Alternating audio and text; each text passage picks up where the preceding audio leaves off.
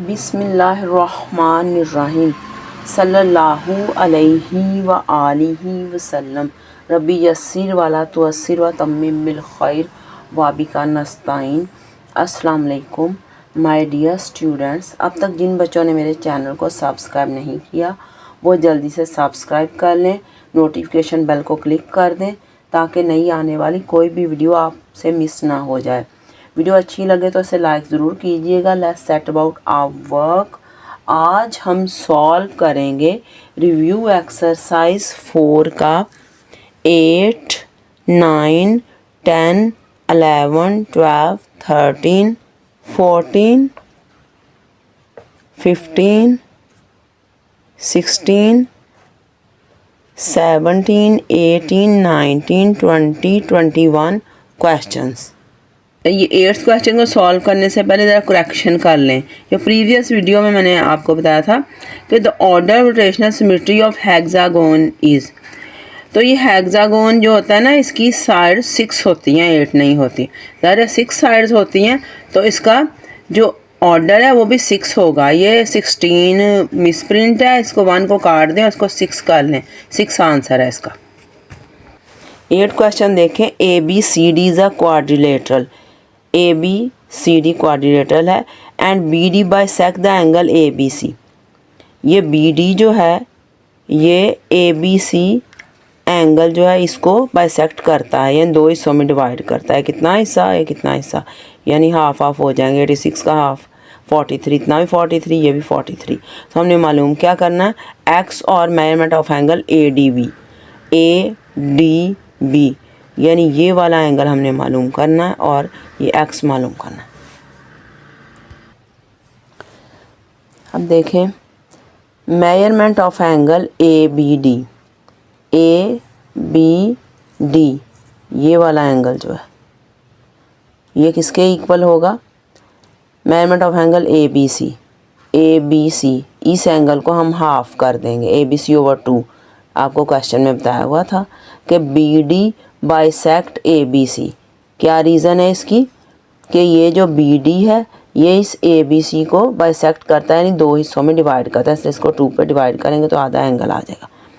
अब ये देखें ए बी सी एंगल किसके इक्वल है, ए बी सी 86 के, इसकी जगह 86 लिख दिया, नीचे 2 लिख दिया, तो डिवाइड हो गया 43 डिग्री आ गया, यानी ए बी डी एंगल हमारा 43 डिग्री आ गया।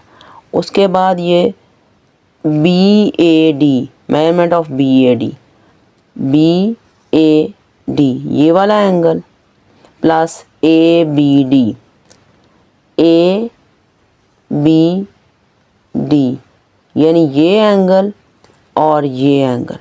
उसके बाद है A D B, A D B और ये वाला एंगल, यानी ये पूरी ट्रायंगल जो है इसके तीनों एंगल्स को हमने ऐड किया तो 180 के इक्वल आ जाएंगे।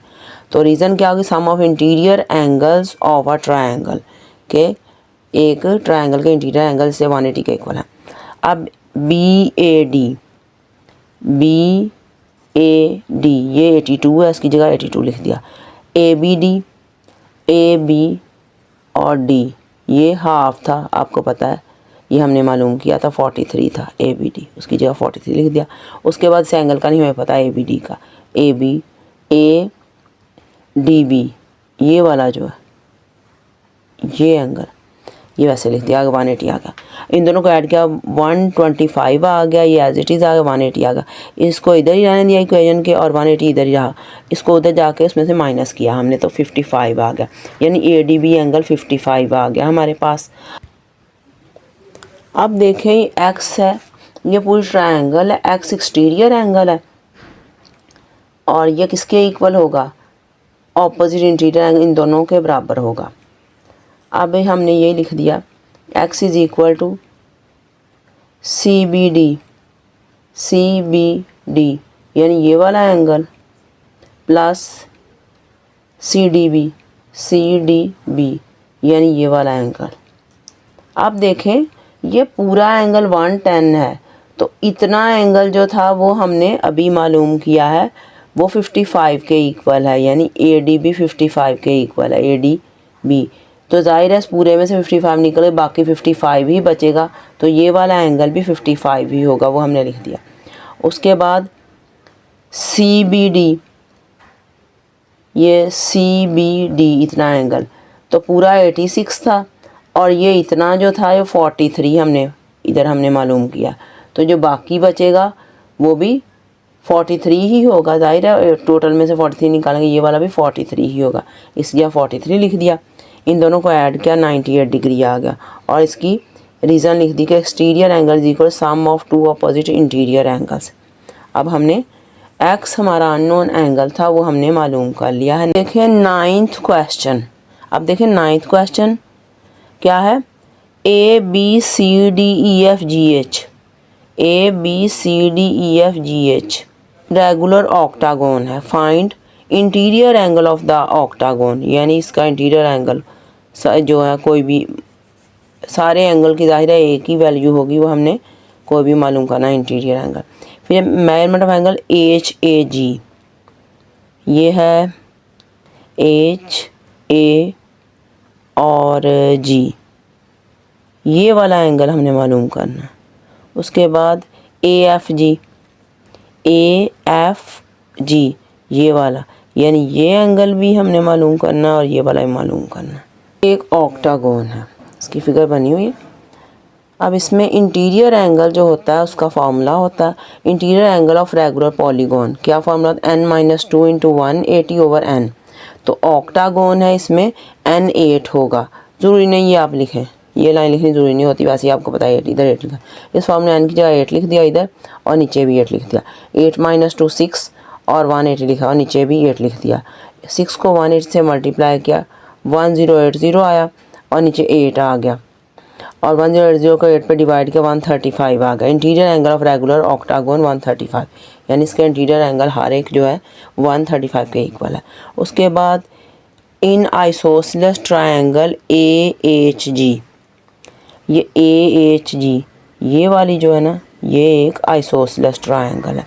आइसोसेलेस ट्रायंगल किस तरह है, क्योंकि रेगुलर ऑक्टागोन है। रेगुलर का मतलब उसकी सारी साइडों की लेंथ बराबर होगी। ज़ाहिर है ये भी इसकी एक साइड है और ये भी इसी की एक साइड है ऑक्टागोन की, तो ये दोनों साइडें बराबर हैं। और जिस ये पूरी ट्रायंगल है, तो जिस ट्रायंगल की दो साइड बराबर हों वो आइसोसेलेस ट्रायंगल होती है। इसलिए ये AHG ये वाली ये जो ट्रायंगल है, ये वाली ये आइसोसेलेस ट्रायंगल बन गई। अब इसमें देखते हैं एंगल H, ये वाला एंगल H, ये एंगल HAG, ये वाला एंगल ये, और उसके बाद AGH, ये वाला एंगल, यानी ये तीनों इसी आइसोसेलेस ट्रायंगल के एंगल्स, एक ये एंगल, एक ये एंगल, ये एंगल, इनको हमने ऐड किया, 180 आ गया।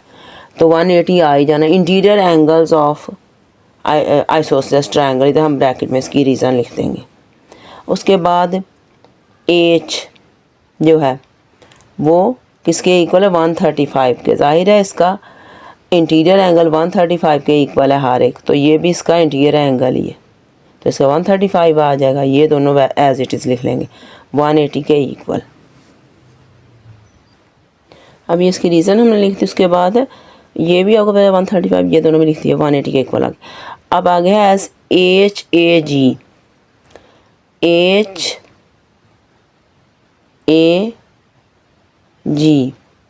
किसके इक्वल है, AGH, यानी ये वाला एंगल और ये वाला एंगल बराबर है। क्यों बराबर हैं, base angle of N isosceles triangle. HAG की जगह HAG है और ये AGH की जगह भी हमने HAG ही लिख दिया, क्योंकि ये दोनों बराबर थे। अब उसके बाद 135 ऐसे ही आ गया, HAG भी ऐसे ही आ गया, और फिर वही स्टेप लिख दिया, HAG है 180। अब 135 आ गए, दो बार HAG आ गया, इसका ट्वाइस लिख देंगे, यानी 2 से मल्टीप्लाई करके इसको लिख देंगे, और 180 आ गया। अब ये इधर ही रहा है, और 135 जब माइनस हो गया, ये 45 बन गया। अभी ये जो है HAG इधर रहा और 2 मल्टीप्लाई हो रहा था, डिवाइड हो गया, तो 45 को 2 पे डिवाइड करेंगे 22.5 डिग्री आ जाएगा। तो हमारा HAG एंगल हमने मालूम कर लिया, और AFG भी अभी मालूम करते हैं। अब देखें एंगल GFE, ये GFE, ये वाला एंगल F जो है ये इंटीरियर एंगल है ऑक्टागोन का और हमें पता है 135 है, इसको 135 लिखते हैं इंटीरियर एंगल ऑफ ऑक्टागोन। अब है AFE, AF और E, ये वाला एंगल ये 90 का है, 90 लिख दिया। ये GFE पूरा एंगल है, उसमें उसके दो हिस्से हैं, ये AFG पिंक कलर में इतना है और ये AFE ब्लू है। तो हम क्या करेंगे, ये पूरा जो एंगल है पूरा हमने मालूम कौन सा करना, AFG, यानी हमें इतना एंगल चाहिए, ये वाला AFG, पिंक लाइन में नीचे इधर भी लगा दी, इधर भी लगा दी, ये वाला हमें चाहिए एंगल। ये एंगल कौन सा है, AFG, AFG, ये वाला एंगल।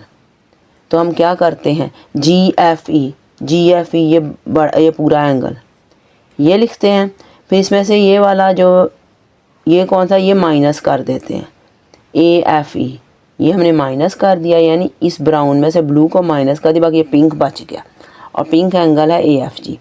और GFE किसके इक्वल है, 135 के, ब्राउन वाला जो है GFE ये 135, यानी ये पूरा एंगल जो है ये उसका इंटीरियर एंगल है ऑक्टागोन का, 135 हमने मालूम किया था। अब उसके बाद ये जो है AFE, ये ब्लू में जो है ये नज़र आ रहा है आपको, ये 90 का एंगल है, ये वाला उसकी 90 लिख दिया। अब 135 में से 90 को माइनस करेंगे तो हमारे पास 45 आ जाएगा, यानी AFG एंगल हमारा 45 आ गया। अब ये क्वेश्चन हमारा सॉल्व हो गया। अब 10 क्वेश्चन देखें, ABCDEF, ABCDEF is a regular hexagon, regular hexagon है, हेक्सागोन का मतलब इसकी 8 साइड्स हैं, 1 2 3 4 5 6, हेक्सागोन का मतलब इसकी 6 साइड्स हैं, 1 2 3 4 5 6। And ABGH is a square, ABGH ये वाला एक स्क्वायर है, तो हमने फाइंड क्या करना, ABC एंगल, ABC ये वाला एंगल मालूम करना है। ये CBG कौन सा एंगल है, CBG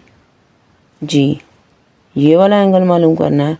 और AOB ये वाला एंगल मालूम करना है।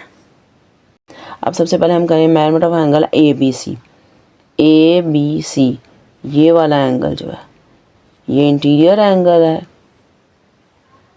हेक्सागोन का, तो उसका फॉर्मूला क्या होता है, n - 2 × 181। हेक्सागोन है, 6 साइड्स हैं, n या 6 लिख दिया और नीचे भी 6 लिख दिया, 6 - 2, और ये क्या आ गया हमारे पास 4 को 180 से मल्टीप्लाई किया 720 आ गया,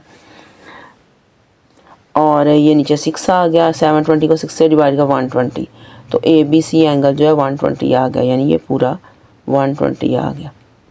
अब ये देखें, ये वही मैंने फिगर इधर बना दी है, ये CB और ये लाइन और ये नीचे G, ये अब देखें ये जो पिंक कलर है ये जितना ये 120 एंगल है, यानी ये वाला, और ये नीचे देखें ये वाला ये ब्राउन कलर में ये 90 का एंगल है। तो इधर हम ABG एंगल जो है वो 90 का है। ABG कौन सा एंगल है, ABG, यानी ये वाला एंगल जो है ये 90 का हमने लिख दिया। उसके बाद ABC एंगल कौन सा है, ABC, यानी ये वाला एंगल ये 120 का हमने लिख दिया। उसके बाद ये CBG तो वैसे ही हमने लिख दिया 360। आगे 360 के इक्वल ये क्यों आए हैं पता है आपको। आप देखें सर्कल का एंगल ऑफ सर्कल का एंगल 360 होता है। ये पूरा सर्कल है, ये देखें ऐसे, ये पूरा गोल सर्कल है। हमने ये 120 है, ये 90 है, ये बाकी इतना एंगल जो है CBG ये वाला एंगल ये हमें नहीं पता। CBG यानी ये बाहर वाला ये पूरा ऐसे सर्कल कंप्लीट होना था, इतना हिस्सा 120, इतना 90 है, और ये बाहर वाला हिस्सा हमें नहीं पता। तो इसको और ये बाहर वाले को जब हम ऐड करते हैं तो हमारे पास 360 आता है एंगल ऑफ अ सर्कल। अब इसके 90 या 120 आ गए, 360 के इक्वल आ गए। इन दोनों को ऐड किया 210, और ये CBG वैसे 360, और CBG लिख के आगे 360, और इसको उधर माइनस कर देंगे तो ये हमारे पास 150 आ जाएगा। यानी ये वाला जो एंगल है ये बाहर वाला 150 है, ये वाला। पूरे को अगर कंप्लीट कर दे तो पूरा दायरा यानी पूरा सर्कल बन जाता। अब इसके बाद है एंगल AOB। ये कितना है 60 डिग्री। और क्यों 60 डिग्री है? Internal angle of an equilateral triangle. अब देखें ये जो है ये अंदर वाली इक्विलेटरल ट्रायंगल है इसकी, क्योंकि तीनों साइड्स बराबर हैं। कैसे बराबर हैं? ये जो रेगुलर हेक्सागोन है इसकी सारी साइड्स की लंबाई बराबर होगी। अब ये वाली साइड जो है ये इसके पैरेलल है, यानी इसकी लेंथ इसके इक्वल है। ये वाली साइड इसके पैरेलल है, यानी इसकी लेंथ इसके इक्वल है। और ये वाली साइड इसके पैरेलल है, ये इसकी साइड लेंथ इसके इक्वल है। तो किस किस के पैरेलल है? ये वाली ट्रायंगल की साइड इसके, ये इसके, और ये वाली जो है इसके। और ये जो तीनों जिनके पैरेलल है वो सारी रेगुलर हेक्सागोन की साइड्स हैं उनकी, यानी कि लेंथ बराबर है। तो जाहिर है इन तीनों की लेंथ भी बराबर होगी। तीनों की लेंथ बराबर होगी तो इक्विलेटरल ट्रायंगल बन गई। और इक्विलेटरल ट्रायंगल का हर एंगल 60 डिग्री का होता है, तो इसलिए AOB जो है ये 60 डिग्री का, यानी ये भी 60 का होगा, ये भी 60 का, और ये भी 60 का। तो ये हमारा आंसर आ गया तीनों पार्ट्स का। 11 क्वेश्चन देखें। Find interior angles of regular 24 गोन 27 गोन, यानी उनकी इसकी 24 साइड्स हैं, इसकी 27 साइड्स हैं। इंटीरियर एंगल का फॉर्मूला n-2 इंटू 180/n। तो 24 गोन है, n की जगह 24, नीचे भी 24 लिख दिया। 24 में से 2 बाकी 22, और इसको 180 आ गया नीचे 24। 22 को 180 से मल्टीप्लाई किया 3960 आया, नीचे 24। इन दोनों को डिवाइड किया 165 डिग्री आ गया। 27 गोन के लिए भी ऐसे ही वो फार्मूला लिखा, n किया 27, ऊपर नीचे लिख दिया। 27 में से 2 बाकी 25 आ गए, 180 नीचे 27। 25 को 180 से मल्टीप्लाई किया 4500 आ गया, और नीचे 27 आ गया। 4500 को 27 से डिवाइड किया तो 166.7 डिग्री हमारा आंसर आ गया। अब देखें 12 question. Find number of sides of regular polygon with given interior angles. Number of sides मालूम करनी, यानी कितनी साइड्स हैं, यानी n मालूम करना है आपने, और आपको इंटीरियर एंगल्स दिए गए हैं। इंटीरियर एंगल का फॉर्मूला लिखा हमने, और इंटीरियर एंगल हमने दिया हुआ था 162 डिग्री, उसकी जगह 162 लिख दिया। आगे ये n-2 को 180 से मल्टीप्लाई किया, 180 को n से मल्टीप्लाई किया तो 180 n आ गया, 2 को इससे मल्टीप्लाई किया -360 आ गया, और नीचे n आ गया। अब इस n को उधर जाके मल्टीप्लाई कर दिया, इससे 162n बन गया, और ये दोनों इधर ही रहे। अब ये 360 इधर -360 उधर जाके +360 बन गया, और 180n इधर ही रहा, और 162n इधर आके प्लस था, इधर माइनस हो गया। इन दोनों को माइनस किया 18n आ गया। 360 है, और ये 18 और n मल्टीप्लाई हो रहे थे, n इधर ही रहने दिया, 18 इधर जाके डिवाइड हो गया। 360 को 18 से डिवाइड किया तो 20 आ गया, और इधर n आ गया, n इज़ इक्वल टू 20, यानी उसकी जो नंबर ऑफ साइड्स हैं 20 हैं। अब ये 170 है, इंटीरियर एंगल की जगह 170 लिखा, बाकी ऐसे लिख दिया। अब इस 180 को अंदर मल्टीप्लाई किया, 180 n आ गया, माइनस इस 2 को मल्टीप्लाई 360 आ गया। अब ये 360 माइनस हो जाए प्लस बन जाएगा, 170 उधर आके माइनस हो जाएगा, 180 उधर ही रहेगा। इनको माइनस करें 10n आ जाएगा, 360 इधर ही है, ये 10 से मल्टीप्लाई हो जाएगा, डिवाइड हो गया, n is equal 360, n is equal to 36, n is equal 36, यानी रेगुलर पॉलीगॉन के साइड्स हैं 36। आप 13 क्वेश्चन देखें। The size of each interior angle is 14 time the exterior angle, के जो इंटीरियर एंगल जो है वो 14 टाइम्स है उसका एक्सटीरियर एंगल का, यानी 14 गुना उससे उसका है, 14 गुना है ये। ऑफ रेगुलर पॉलीगॉन, एक रेगुलर पॉलीगॉन है विद एन साइड, जिसकी साइडें जो एन है। Find the value of N, N की वैल्यू मालूम करें। Let each interior angle is equal to x, हर इंटीरियर एंगल को हमने एक्स सपोज कर लिया, फ़र्ज़ कर लिया है।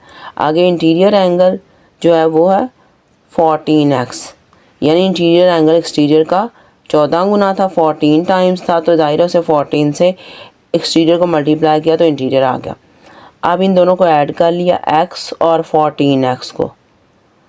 एक्सटीरियर और इंटीरियर एंगल जो होता है किसी भी पॉलीगॉन का, उसको जब ऐड करें तो 180 आता है, तो 180 आ गया। उसके बाद ये इन दोनों को ऐड करें तो 15x आ गया, x और 14x से ये 180 आ गया। x इधर रहेगा, इधर जाकर डिवाइड हो जाएगा, तो 180 को 15 से डिवाइड करेंगे तो 12 आएगा। इसका मतलब ये एक्सटीरियर एंगल जो है वो 12 है। एक्सटीरियर एंगल जो था x के इक्वल था, तो x हमारा 12 है, तो इसका मतलब एक्सटीरियर एंगल 12 आ गया। अब एक्सटीरियर एंगल का फॉर्मूला होता है, एक्सटीरियर एंगल होता है 360/n के, तो एक्सटीरियर एंगल की जगह हमने ये 12 लिख दिया क्योंकि वो इसके 12 के इक्वल था। 360/n इधर लिख दिया। अब नेक्स्ट स्टेप में क्या करेंगे, ये n उधर चला गया, n1 इधर डिनोमिनेटर में है, उधर जाके न्यूमिनेटर में चला गया और इक्वालिटी लग गई, फिर 360 आया और ये इधर न्यूमिनेटर में, इधर डिनोमिनेटर में, यानी इधर मल्टीप्लाई उधर डिवाइड हो गया। अब उसके बाद इन दोनों को डिवाइड करें, n is equal to 30 answer आ गया। साइड जो है हमारी 30 आ गई, तो n ही मालूम करना था हमने।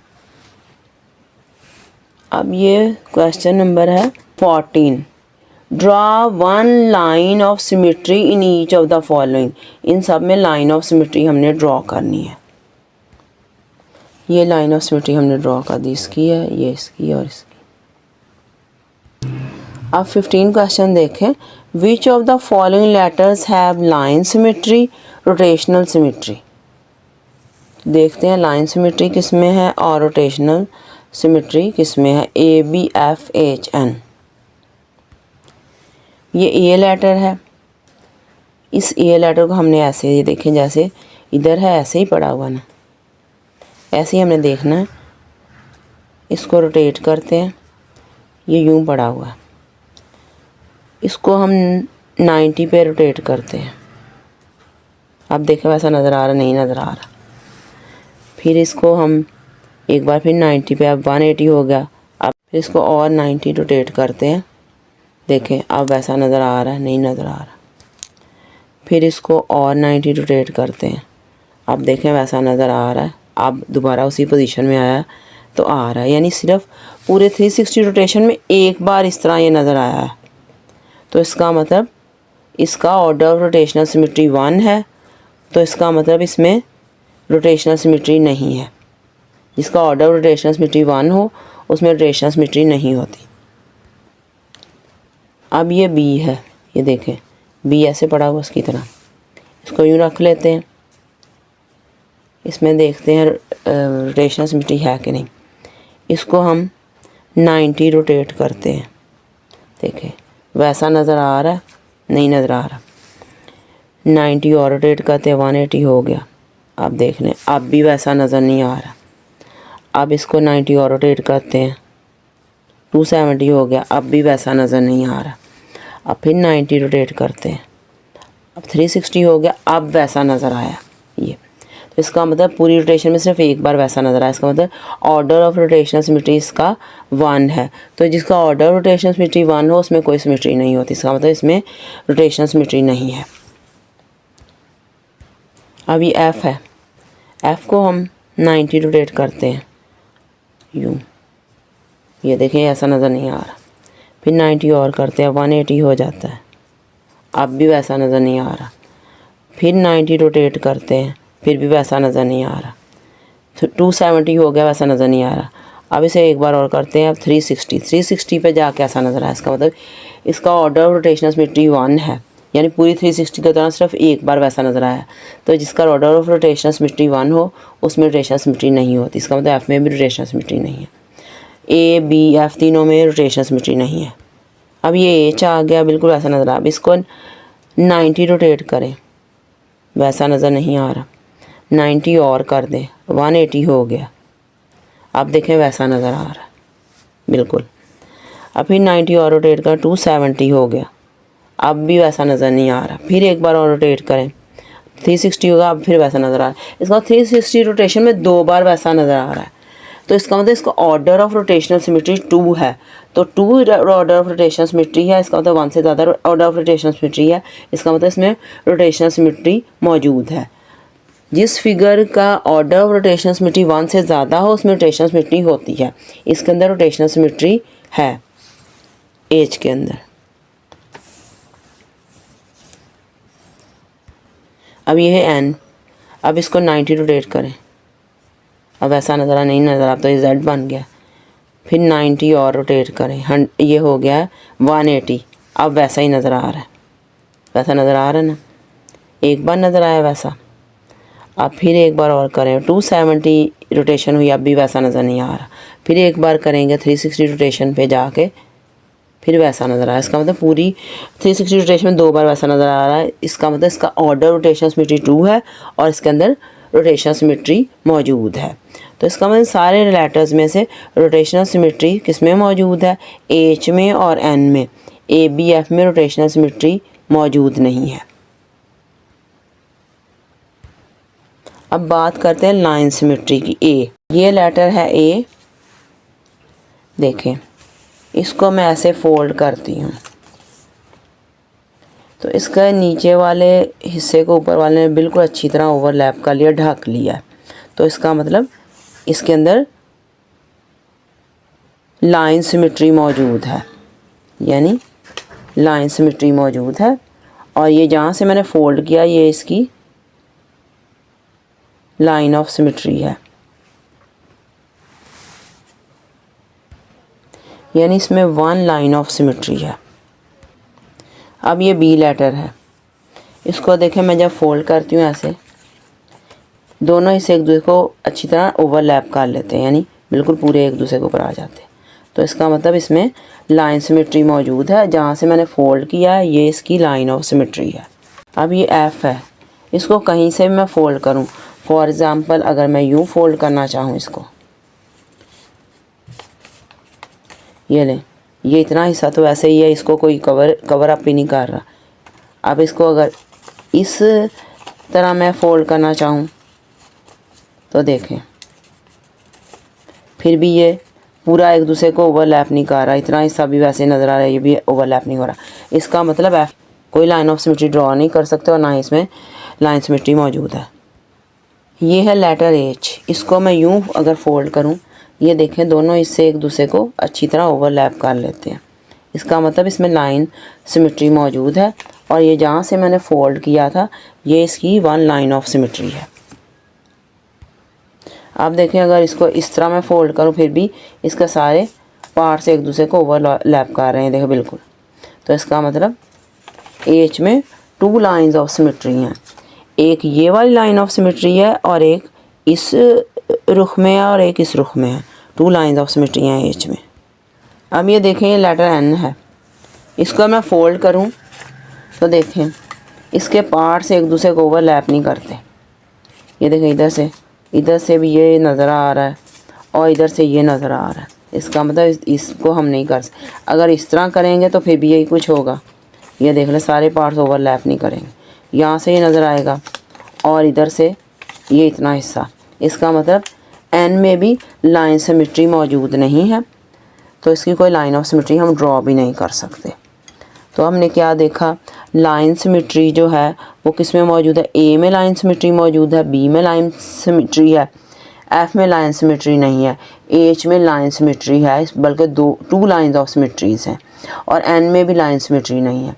और रोटेशनल सिमेट्री किस में मौजूद है, ए में रोटेशनल सिमेट्री मौजूद नहीं है, बी में भी रोटेशनल सिमेट्री नहीं है, एफ में भी रोटेशनल सिमेट्री नहीं है, और एच में रोटेशनल सिमेट्री है और एन में भी रोटेशनल सिमेट्री है। अब 16 क्वेश्चन देखें, complete the following diagram using given line of reflection.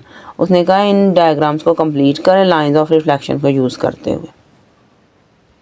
इनके इस तरह से देखें, जैसे ये बना हुआ पेंसिल से वैसे ही बना दी। इसके अलावा आप कलर भी कर सकते हैं। और जैसे ये बना पेंसिल से, इधर भी आपने वैसे ही बना दिया। और इनमें भी आप कलर कर सकते हैं। इसमें मैंने कलर्स कर दिए हैं, ग्रीन का इधर ग्रीन, और इसके ये दो हैं, ये दो। 17 question they, find the order rotational symmetry and the centre rotation of the following. Order of rotational symmetry और सेंटर ऑफ रोटेशन मालूम करना है हमने। अब इसे देखें, ऑर्डर ऑफ रोटेशनल सिमेट्री कैसे, ये ऐसे पड़ा हुआ है, बिल्कुल वैसा नज़र आ रहा है आपको। हमने इसको 90 अगर रोटेट किया है तो अब वैसा नहीं नज़र आ रहा। अब फिर 180 हो गया, अब वैसा नज़र आ रहा है, एक बार नज़र आया। फिर हम 270 पे नहीं नज़र आ रहा, फिर 360 पे नज़र आया। यानी पूरी 360 रोटेशन में ये 2 बार बिल्कुल वैसा नज़र आया। यानी इसका ऑर्डर ऑफ रोटेशनल सिमेट्री 2 है। देखें ये स्टार है बिल्कुल इसके जैसा। ये वाला जो पॉइंट है इधर हमने कलर कर लिया और इसको ऐसे हमने रख दिया इसके अंदर, ये देखें, ताकि हमें पता चल जाए कि ये साइड।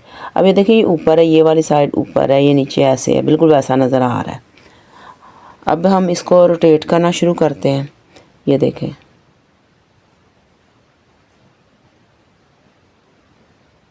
वैसा ही नज़र आ रहा है, एक बार नज़र आया वैसा, फिर और रोटेट किया,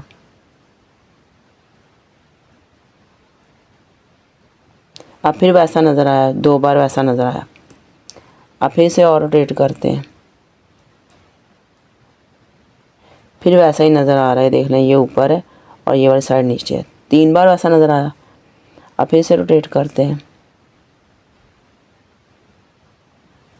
ये देख लें, फिर ये नोक ऊपर है, ये 2 नीचे हैं, ये 4 बार वैसा नज़र आया। फिर इसको ऐसे करते हैं। अब फिर लास्ट टाइम बस पूरा हो गया उसका 360, यानी वो पॉइंट जिधर कलर गया वहाँ आ गया। अब 5 टाइम, 5वीं बार वैसा नज़र आया, नोक ऊपर है, ये 2 साइडें नीचे हैं। यानी पूरी 360 रोटेशन में ये 5 टाइम्स वैसा नज़र आया। इसका मतलब इसका ऑर्डर ऑफ रोटेशनल सिमेट्री जो है वो क्या है, 5 है। इसका ऑर्डर ऑफ रोटेशनल सिमेट्री 2 है और इसका 5 है, तो इसका 2 लिख दें ऑर्डर ऑफ रोटेशन, इसका 5। ये इसके जैसा है बिल्कुल। लाइन ऑफ सिमेट्री कैसे ड्रॉ करेंगे कि इसको इक्वल हाफ्स में इसको फोल्ड करते हैं ऐसे, ये देख लें, दोनों हिस्से एक को ओवरलैप कर लेते हैं एक जैसे। ये देखो ओवरलैप कर लिया, 2 इक्वल हाफ्स बन गए। तो इसकी लाइन ऑफ कहाँ से, ये लाइन ऑफ सिमेट्री है, दोनों साइड एक जैसे। एक तो लाइन ऑफ सिमेट्री ये होगी, इस तरह हमने की। अब इसको इस रुख में एक बार हम फोल्ड कर लेंगे, ये नहीं, इस तरह हमने किया, फिर भी बिल्कुल ओवरलैप कर लिया और दोनों बराबर हिस्से बन गए। तो 2 लाइन ऑफ सिमेट्री, एक ऐसे ड्रॉ होगी, एक ऐसे। अभी हम ड्रॉ कर लेते हैं। अब 2 लाइंस ऑफ सिमेट्री थी, एक ये वाली और एक ये वाली, और ये दोनों किस पॉइंट से गुजर रही हैं, ये वाले पॉइंट से। तो जिस पॉइंट से लाइंस ऑफ सिमेट्री उसकी सारी गुजरें, उस पॉइंट को कहते हैं सेंटर ऑफ रोटेशन, यानी ये वाला पॉइंट सेंटर ऑफ रोटेशन है।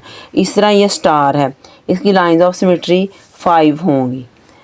एक ये लाइन ऑफ सिमेट्री है, यानी इधर मैंने एक साइड पे ये एरो लगाया है, ये लाइन ऑफ सिमेट्री है, एक ये है, एक ये है, एक ये है, यानी इसकी 5 लाइंस ऑफ सिमेट्री हैं।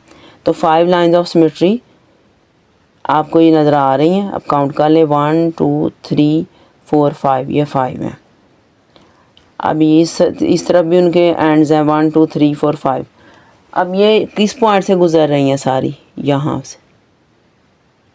स्टार को भी इन लाइंस पे हम फोल्ड करेंगे तो वो इक्वल हाफ्स में ही हो जाता है फोल्ड।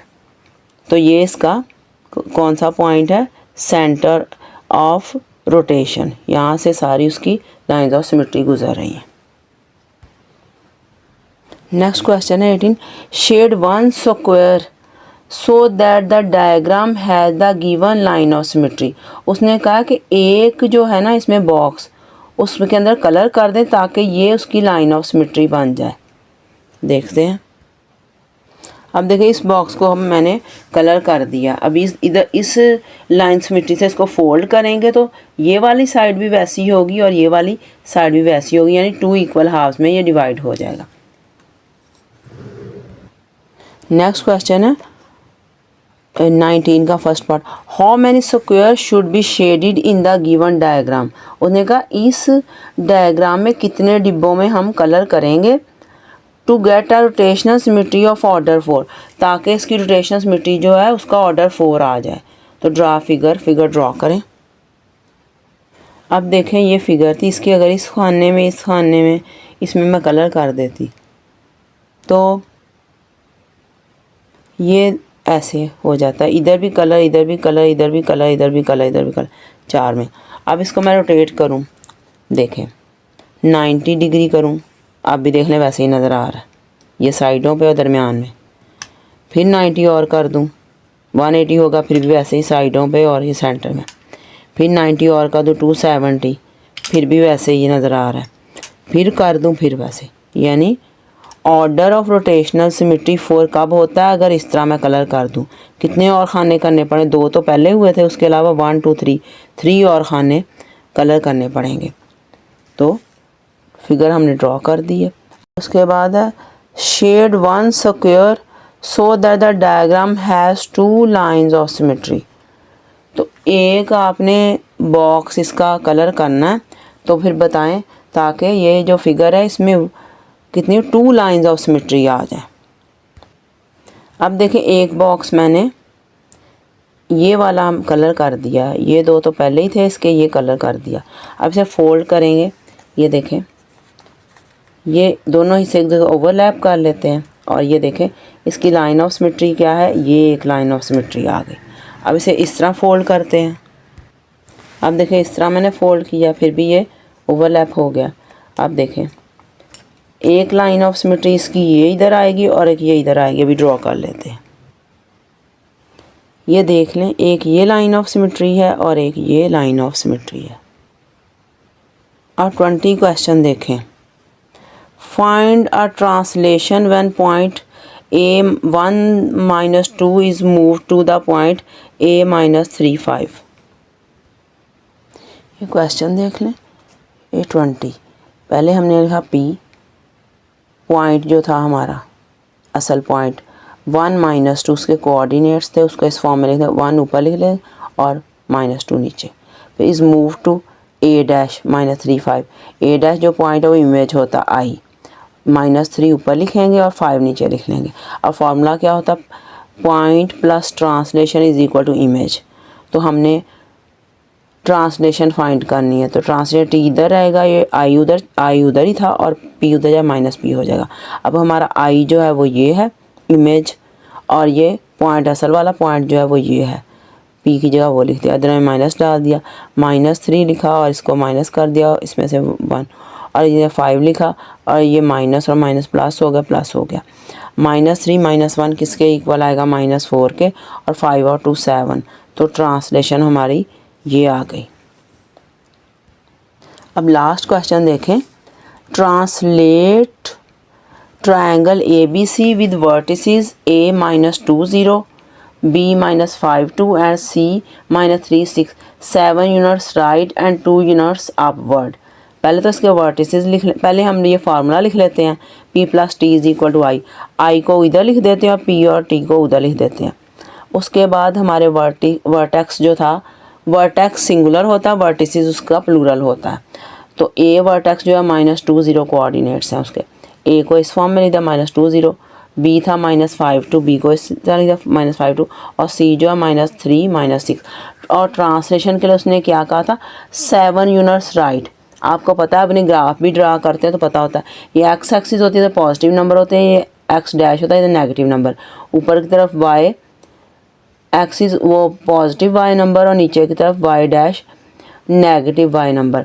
आपने कहा है 7 यूनिट्स राइट, यानी पॉजिटिव एक्स एक्सिस की तरफ 7 यूनिट्स गया है और 2 यूनिट्स अपवर्ड, और ऊपर की तरफ 2 यूनिट्स, यानी एक्स 7 है और जो वाई जो है वो 2 है। तो ये ट्रांसलेशन हमने लिख ली, x 7 और 2 जो है y लिख दिया। अब वही पॉइंट A डैश यानी ये इमेज जो है वो A' होता है, पॉइंट A' ये इमेज है, और P जो असल वाला पॉइंट A है ये वाला, और प्लस ट्रांसलेशन आ गई, A की जगह A पॉइंट लिख दिया, प्लस और ट्रांसलेशन की जगह T लिख दिया, और इन दोनों को ऐड कर दिया, -2 + 7 0 + 2, ये 7 में से 2 माइनस हुए तो 5 आ गया, 0 + 2 2 आ गया, और इसको इस फॉर्म में भी लिख सकते हैं 5 2। अब पॉइंट बी डैश देख लें, ये इमेज लिखा बी का, B dash is equal to लिखा और असल पॉइंट बी था वो ये लिख दिया plus T translation, B point ये वाला लिख दिया इसके कोऑर्डिनेट प्लस और ये ट्रांसलेशन लिख दी, इन दोनों को ऐड कर दिया -5 + 7 2 + 2, 7 में 5 2 और नीचे 2 + 2 4। अब इस फॉर्म में इसको लिख दिया, आपकी मर्जी है इस फॉर्म में लिखें, इस फॉर्म में लिखना ज़रूरी नहीं, आप इसमें भी लिख दें फिर भी ठीक है।